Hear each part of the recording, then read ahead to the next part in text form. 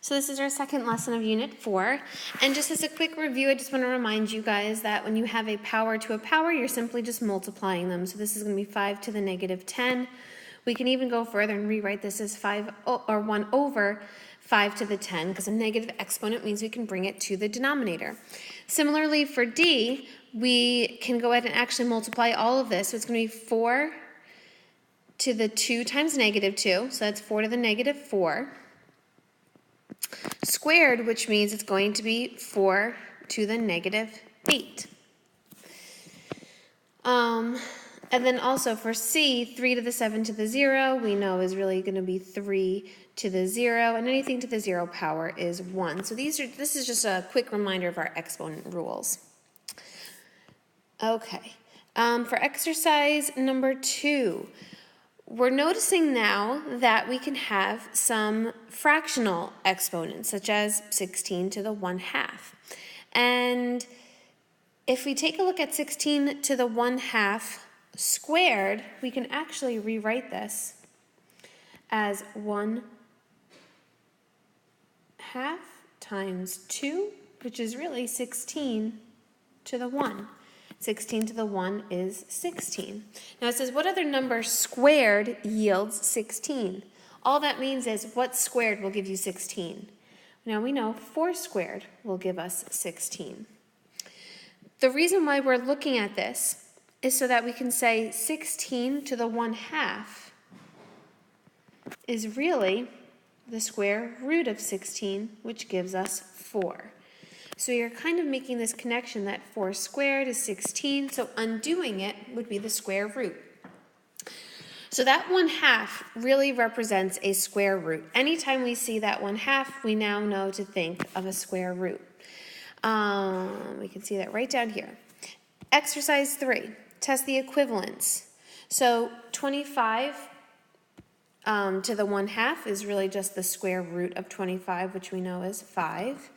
All right, 81 to the 1/2 is just the square root of 81, which is 9, and the square root of 100, which is 10. So once again, anything to the 1/2 is just the square root. And here is that rule. 1 over n is really the nth root. So for example, if this was b to the 1/3, then this would be the third root. If this was b to the 1/5, then this would be the fifth root of b. All right, because it's 1/2, it's the square root. Moving on to exercise 4. We kind of just talked about this, but because this is the 1/3, this is really going to be the third root of 125. And we can actually plug that right into our calculator, and we can see that the third root of 125, all right, I can actually rewrite 125 as 5 cubed. And now my cube root and cube will cancel each other out to 5. Similarly, this is going to be the fourth root of 16. Well, I can actually rewrite 16 as 2 to the 4th. These cancel each other out, and I'm left with 2. 9 to the negative 1/2. I'm going to go ahead and rewrite this as 1 over 9 to the 1/2, which is really going to be 1 over the square root of 9, which is 1/3. 32 to the negative 1/2. Negative 1/5. This is really the fifth root of 1, and actually, let's rewrite this because we're gonna put it on the denominator first. So this is really 1 over 32 to the 1/5. So I'm changing that negative exponent by bringing it to the denominator. We can rewrite this as 1 over the fifth root of 32, and the fifth root of 32 is just 2. I'm just plugging that into the calculator. So now let's think about a rational number. Not only are we taking the cube root or the square root or the fifth root, but we're also going to look at the power on top. So for exercise 5, this says 4 to the 3/2. Well, 4 to the 3/2 we can actually break up. And if I were to pull out a 1/2 out of that, it's going to be 4 cubed to the 1/2. So 4 to the 3/2 is really 4 to the third times a half. Well, we know 4 thirds is 64. 4 to the third is 64. And this is raised to the 1/2. And the square root of 64 is 8. 4 to the 3/2, well, I can see that the exponent outside the parentheses is 3, which means we need to take care of this 4 to the 1/2. Let me write this in a little bit better.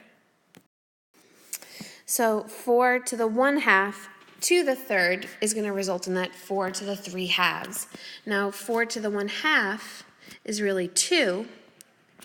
2 cubed is really 8. So again, notice we're using our power and our root, the 1/2, separately. Verify both part A and B using your calculator. You guys can go ahead and pause this and take a look at your calculator. And then part D, evaluate 27 to the 2/3 without your calculator. So I can either rewrite this as 27 squared and then take the cube root of it, or I can take the cube root of it first, so I'm pulling out the 1/3 and then square it. Looking at both of these, I know they're equivalent, but which one's going to be easier for us to do in our head? Well, 27 squared is going to be pretty hard. 27 to the 1/3 is really just the cube root of 27. And the cube root of 27 is 3. And 3 squared, and bringing my square down, is 9. And these are those two different ways to write it. Okay, exercise 6. Evaluate each of the following expressions. So again, we'll go ahead and we're going to rewrite this. I can either rewrite it as 16 cubed to the 1/4, or I can write it as 16 to the 1/4 and then cubed. To me, it's going to be easier to take the 4th root of 16. The 4th root of 16 is 2. 2 cubed is 8. I'm actually going to have you guys do this one on Schoology. Let's do part C because there's a negative here. In order to get rid of that negative, I'm going to rewrite this as 1/8 to the 2/3. I can either write this as 1/8 squared and then take the cube root of that, or I can take the cube root of it first and then square it. I'm going to take the cube root first. And I'm doing this over here. The cube root of 8 is 2. And then I have to square it. And 2 squared is 4.